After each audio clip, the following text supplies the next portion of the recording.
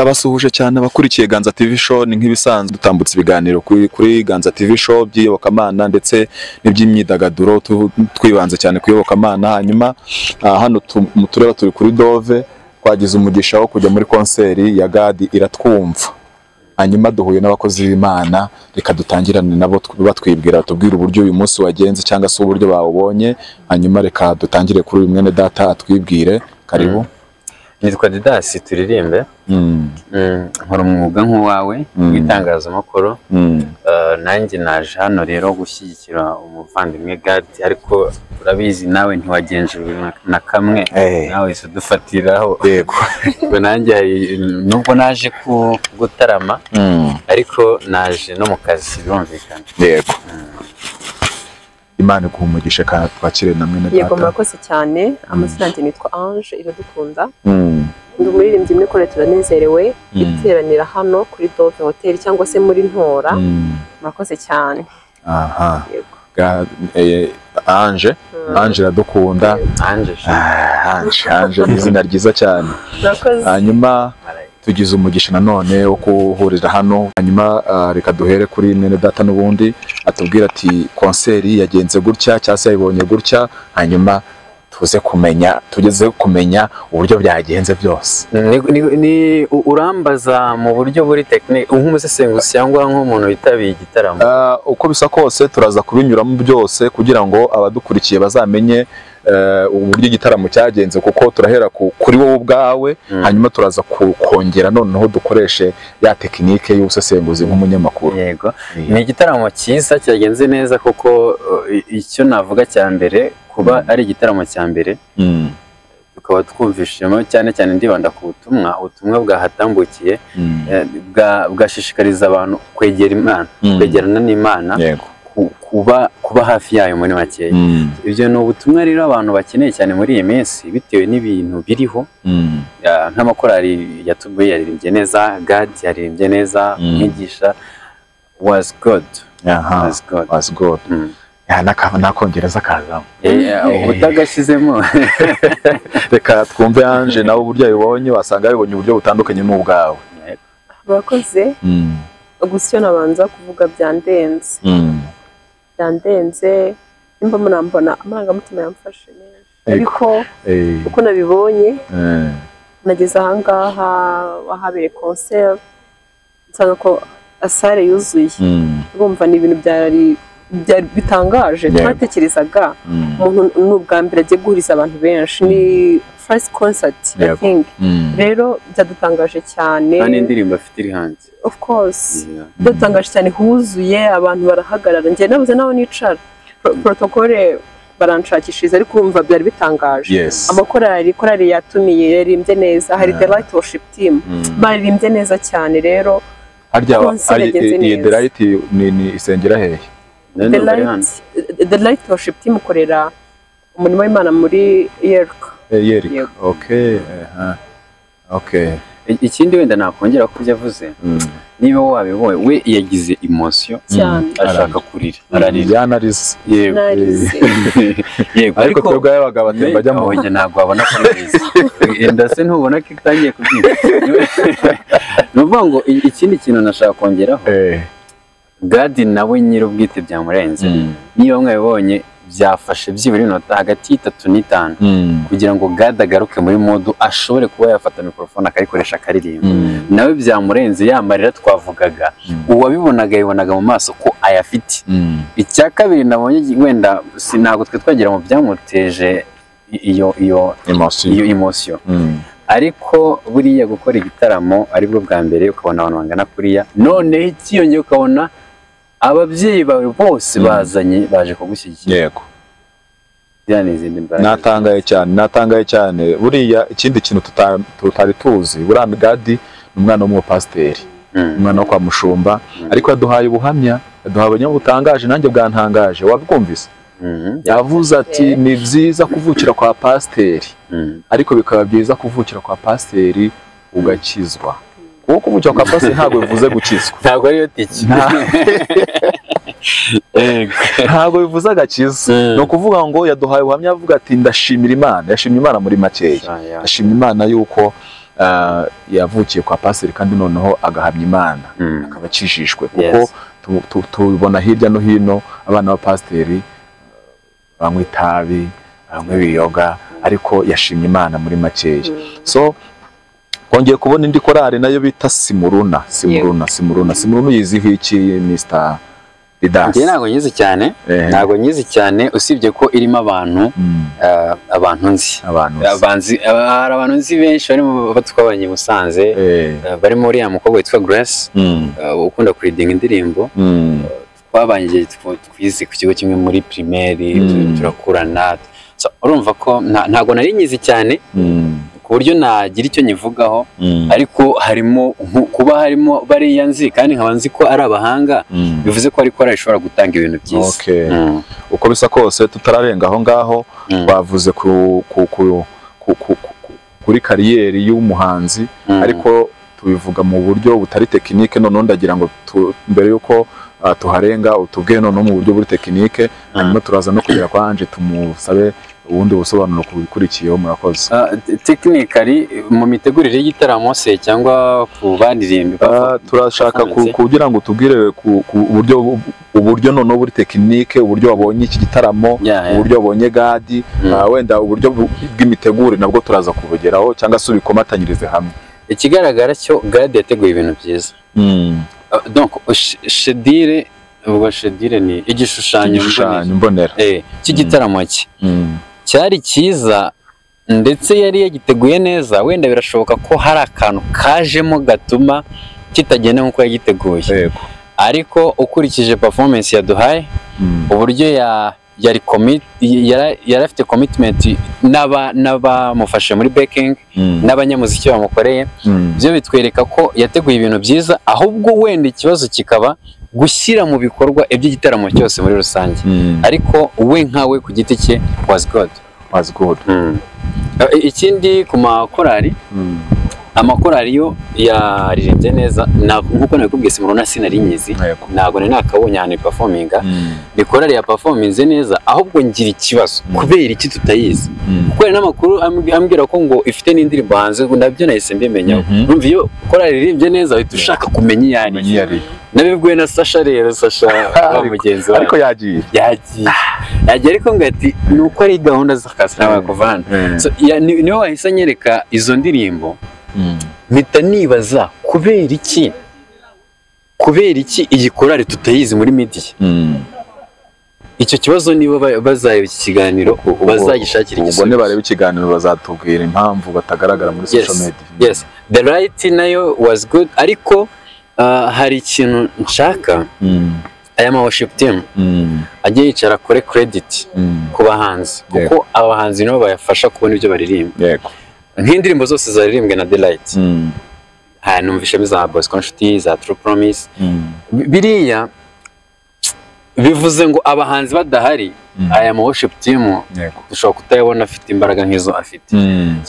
Ako kantu karagaciye ariko ama worship team azagitekereza no gutanga credit kuri abantu umva barangije indirimbo y'umuhanzi bavuze bati indirimbo ni yakanaka iyo credit bikenewe cyane mu bikorwa bya buri munsi. Icyo nashatse analyze yanjye kuri iki gitaramo uko Gadi yagiteguye siko cyagenze.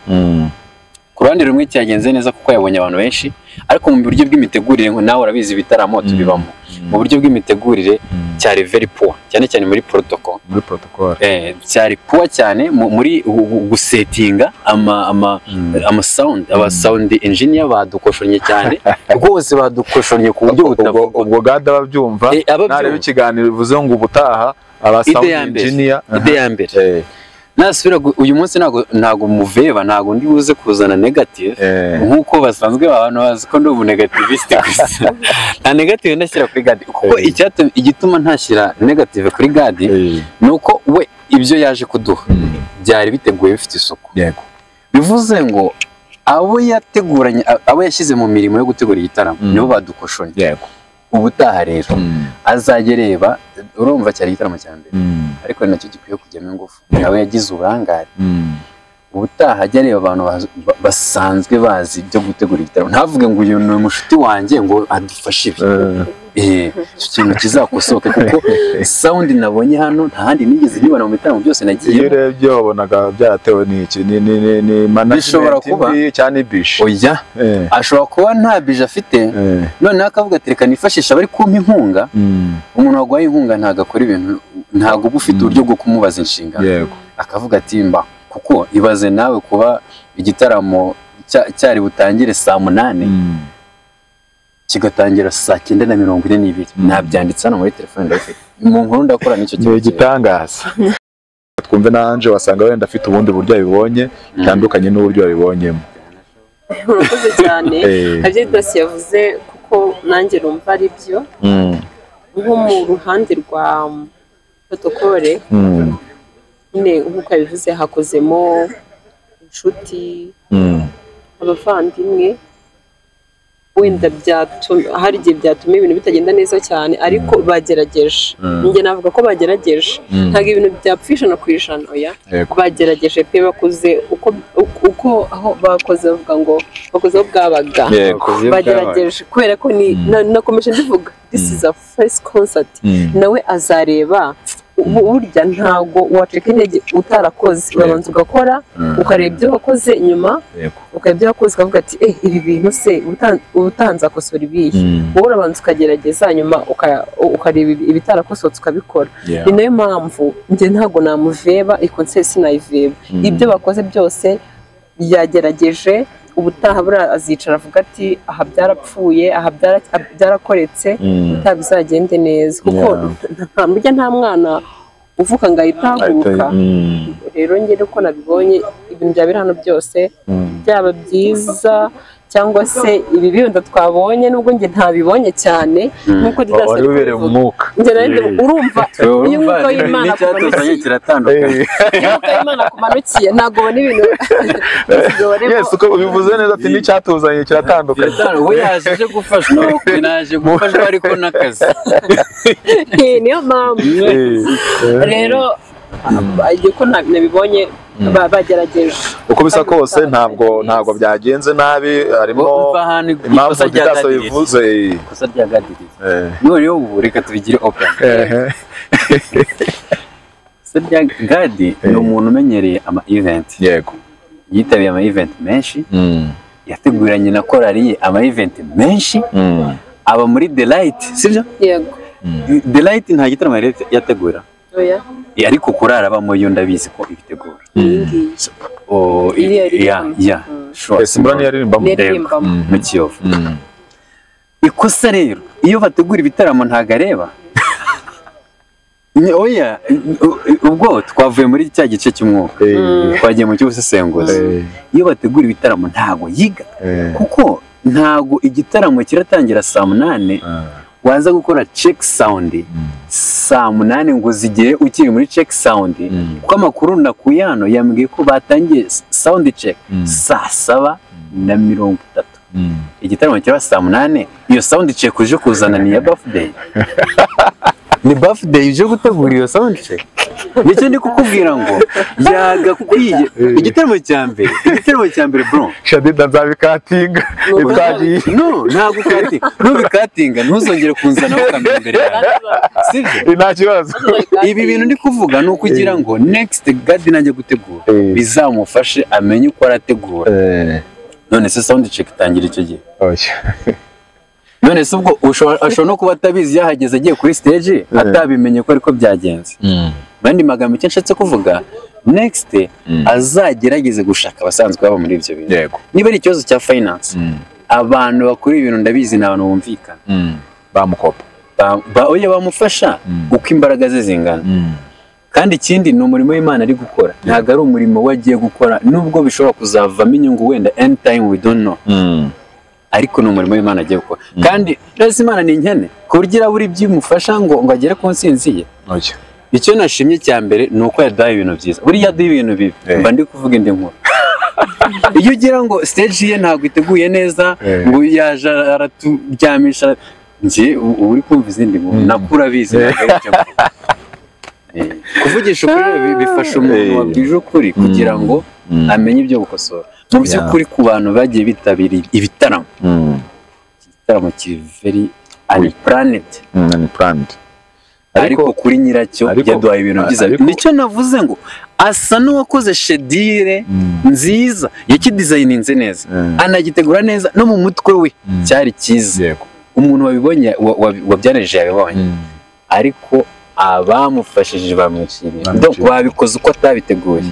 Nicyo nishatse wakomoje uravuga uti utekereza ko bishobora kuba byapfiriye kuba yarakoresheje inshuti, ukavuga ati uri inshuti yanjye kandi nkuzi ubushobozi uzazumfasha ibi ngibi, kandi turabizi neza ko hano hanze hari amatimu akora ibintu neza, ariko nanone ahenze, wenda kubera ko twakomoje ku bintu bya finance, ntekereza ko wenda ariyo mpamvu ko konseri ya mbere, nubwo wenda dutekereza ko ari umuhanzi yego ari gukorera Imana, ariko se ubundi kuki izo timu zo zitaza gukorera Imana?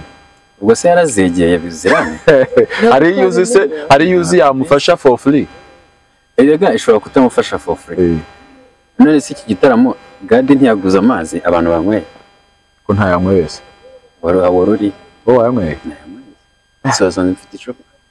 Danye nanyweye. Yewe gawe naho. Donc ntago. Reka nkwereke. This is gospel. Ariko turashaka ko iba gospel ariko itunza abayirimo. Ejo ndi naganiriye na Papi Clef, mubaza iki kibazo, ndabaza nti birashoboka ko gospel ishobora gutunga umuntu koko? Uzi ko nasubije ngo urugero ni njyewe. Sibyo se? Yego. None se niba twari tumaze kuganira akambwira ngo yateye inkunga Krizo Ndasingwa amafaranga ari hejuru ya miliyoni 5. Wow. Sibyo? Ni inkunga. Kandi hari ikindi uzi Papi Clef yakoraga? Oya. Ni umuziki. Ubwo ayo mafaranga yakuye bivuze ngo umuziki utunga umuntu. Iyo umuziki wagutunga rero ukuri, turifuza ko uyu muziki utunga abawurimo. Umuntu najya gukorera Imana agende yambaye neza, agenda asa neza, agenda agitwaye, cyangwa afite umushoferi, navuga imirimo y'Imana abantu bazayumva. Yego. Nayivuga bari kubona nawe itari yamugeraho ntabwo bazabyumva. Icyo nari nshatse kuvuga ni iki rero, economically tureke kuvuga ngo God yahoze ni ikibazo cya finance, tureke kubivuga ko ntituzi ko umufuka we uhagaze. Ariko se wagize ngo byatanga umusaruro abantu batari babanza gukorana bigenda byanga. Ese uko hari iyo nzi naho bamo yabagezeho yarabaganije ngo muzaze mufashe protocol. Mark Events ngira ngo ni team ya protocol na service dutanga services zitandukanye. Ntekereza ko yaza kudusanga wenda twari kumushyiramo discount nk'umuntu ugiye gutangira igikonseri bwa mbere, ni n'umuhanzi mushya. Kandi ikindi buri namwe ntekereza ko mukeneye ko tubona abandi tujuru ninde bavuze n'imbonye, ninde bavuze ni Bosco Nshuti. Abo bantu dukeneye abantu benshi baza bagakorera Imana. Hari umuntu udakunda Mbonyi ntakunde Bosco, wenda azakunda Gadi.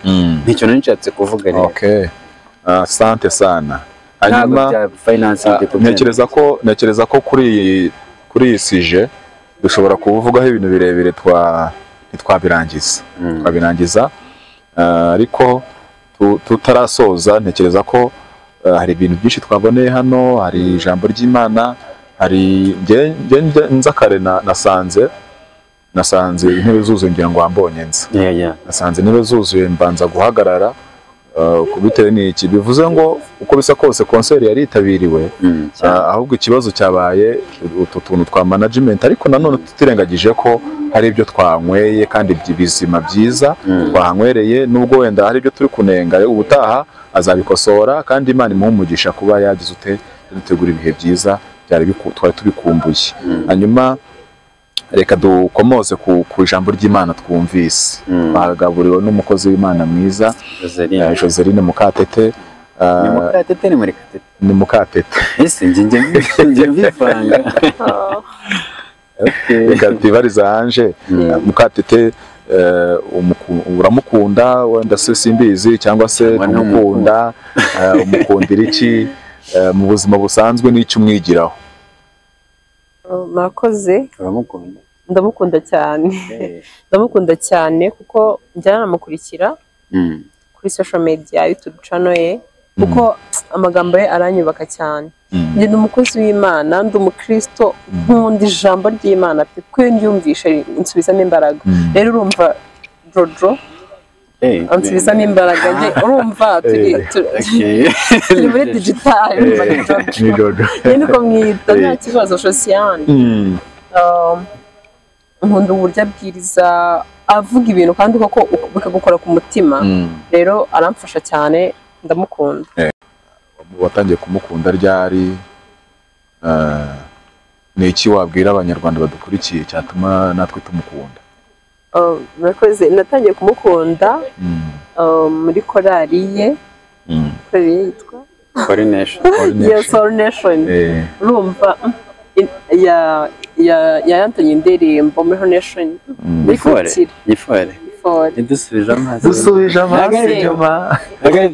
Niyo uragura kandi numva iramfashije cyane, ndamukunda, ntangira kumenya kuba navuga ati uyu muntu ninde. Icyo gihe rero umva ni mu bihe byashize, kuva icyo gihe nkamukurikira kugeza na n'ubu ngubu. Bibashize n'igihe kinini. Wenda wagira icyo uvuga kuri Joseline nk'uko twari tumukomojeho nk'umuntu witabiriye konseri kandi akaba ari nk'umugabura w'ijambo ry'Imana ry'uyu munsi, ari wenda hari icyo nawe washyiraho kugira ngo tuze kugana ku musozo w'ikiganiro dushyiraho conclusion? Ikintu navuga reka mbanze nisegure ku bantu batumva twavuze negative mu gitaramo cy'umuntu bakagira ngo twamurwanyije. Ibyiza buriya nibyo biba ari byinshi.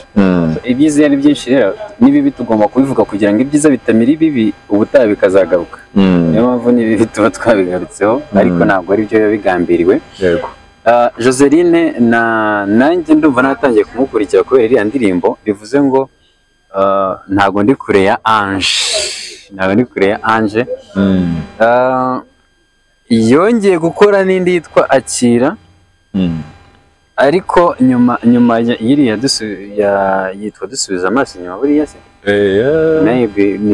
muri ntacyo barayizi, abanyarwanda barayizi. So byatumye rero ntangiye kumukurikirana, ntangira gukurikirana ibyisho bye, ugasanga akenshi twahuriye mu ma event, sometimes ari natwe twagizemo uruhare muri ya gahunda yacu muri Sion Communication. Ubwo ndanamamaje nta kibazo, bagiye batugana muri Sion rwose, bafashe gutegura ibitaramo binini. ahubwo bababwira ibyo mukora. Sion Communication njya nyumva mu matwi yanjye ariko sinyamenya ngo ikora ibiki. Sion Communication dutegura ama event akomeye ayoroheje. Bivuze ngo ningi ya God mwari kuri managing yaza kuyibaha rwose. Hari n'abantu benshi bamuha ubuhamya twagiye dufasha badafite n'amafaranga pe, badafite amafaranga tukabafasha, tukabaha ibitekerezo, events zabo zikagenda neza.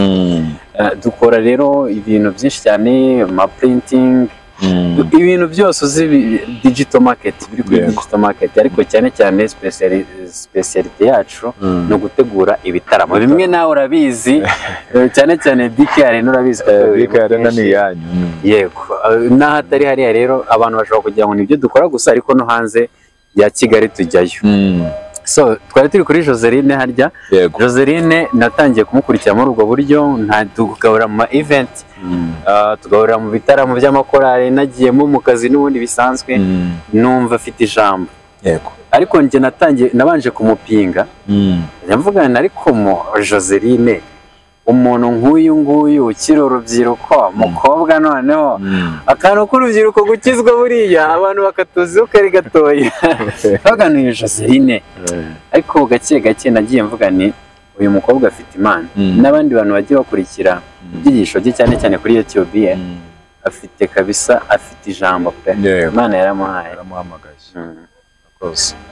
Kurusa kose ntabwo turi burenga aho ngaho Joseline we ntabwo twamutindaho kuko ni umukozi w'Imana bidasubirwaho. Umukozi w'Imana amaze kuba umuntu wamenyekanye hirya no hino ku isi, kandi uburyo yigishamo ni uburyo ngira ngo atajya aca, mbese yigisha ibintu by'Imana ukumva ni Imana arimo aravuga. Mu kanya tubwiye kuramya Imana, ariko bizira gutwika. Bizira gutwika kandi uko gutwika no. Yes. Hanyuma reka tugane ku musozo, turahera ku nama cyangwa se turasoza tugira abantu inama bategura ama events, cyangwa se reka tutekereze ko wenda ari ngiye ugiye gutegura events ubutaha kuko ngira ngo nawe urabizi ko nanjye hari ukuntu njya mbigenza yego yo reka tugane ku musozo tutanga inama cyangwa se dutange conclusion kugira ngo dusoze n'ikiganiro duhere kwa Ange. Murakoze nabashimira gusa icyo navuga abantu bategura ama event cyakagombye kumenya cyangwa se gukora mbere na mbere ni management ko bagapanze ibintu byabo ko bizakurikirana ariko mbere na mbere nk'abakristo agomba kubanza agasenga of course kubera ko hari igihe wakora ibyo bintu neza Satani akaza kwitambika bya bintu wateguye byose bikaba yego rero kubanza gusenga agategura ibintu bye kandi neza nkuko twahereka tubivuga abo bagomba kubafasha kugira ngo ibintu bigende neza biryohe kandi n'Imana izagenda ibafasha. Murakoze cyane. Asante. So urumva niba twanenze protocol tukanenga sonorisation tukanenga coordination yego njyewe ninjya gutanga inama ndahera kuba coordinating ibitaramo borohereza abahanzi kugira ngo abahanzi babone byoroshye kugira ngo tutazajya tubona ibitaramo bitatunyuze kandi bakwiye gufashwa noneho bitume n'abandi biga uburyo coordination y'ibitaramo ikorwa yego icya kabiri abakora ama protocol borohereza abahanzi nanone cyane cyane muri gospel n'amakorali borohereza abo bantu kugira ngo igihe cyose tuzajya tubona igitaramo tubona protocol nziza kuko igitaramo ni protocol yego borohereza abahanzi ntibajye babaca amafaranga menshi bajye borohereza ko nivuga ubutumwa yego ndasoreza kuri sonorisation ubaha igitaramo niba ari n'inkunga yagusabye ukayimuha yimuhe neza ibe perfect bimwicira ibintu hagere ku gihe umenye ngo sound check ikorwa kare mbere yuko abantu batangira kwinjira yego uziko worship team yafashe hafi iminota 20 iri kuririmba nta microphone zitarakunda ikibazo God yarinze kuza kuririmba hari mikoro zigifite ikibazo bakabagurana bivuze ngo hari amakorali yaririmbye nta mikoro ifunguye hari mikoro zidafunguye ni erreur ikomeye cyane rero mwivuga butumwa hari ibyo tutumvisha twari tugenewe bishatse kuvuga iki rero abantu bakora amasonorisation bajye bibuka guha agaciro igikorwa baje yego bashimiye cyane ariko ndambere yuko dusoza twibanze ko namenye kare ko Gadi ari umunyamakuru ndetse w'umusesenguzi ariko Ange ntiyatubwiye umurimo akora mu buzima busanzwe. Gadi kandi ari Didas yakubaye akasamutwe Gadi ngiye mu mutwe nari mvuze Didas hanyuma Ange ntabwo atubwiye ibintu ukora mu buzima busanzwe se